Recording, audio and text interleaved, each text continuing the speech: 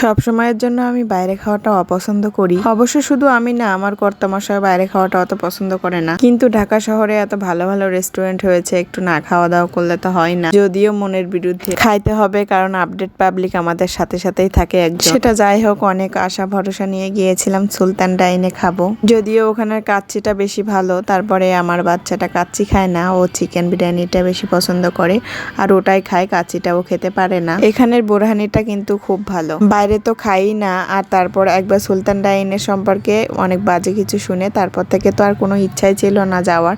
তারপরে বাঙালি না, যেখানে সমস্যা সেখানে তো যেতে হবে আমাদের। যেখানে খারাপ কিছু হবে বাঙালি দেখবেন সেখানে যেয়ে আগে হাজির হয়। দাম যেখানে বেশি বাঙালি সেখানে হাজির। যাই হোক, যাদের বেশি টাকা আছে তাদের খরচের চিন্তা ভাবনা অত নাই। খাবার অর্ডার করে কিন্তু আমরা প্রায় 20-25 মিনিট বসেছিলাম। আমরা ওনাদেরকে বারবার বলে দিয়েছিলাম যে আমাদের অবশ্যই একটা চিকেন লাগবে, যদিও চিকেন বিরিয়ানিটা অতটা পছন্দ হয় না। এমনিতেই খাইতে অতৃপ্তি, তার ভিতরে পেয়েছিলাম বৃহৎ বৃহৎ কয়েকটা চুল। আমি ওই মুহূর্তে কথাটা বলতে না চাইলেও সে বুঝে গিয়েছিল।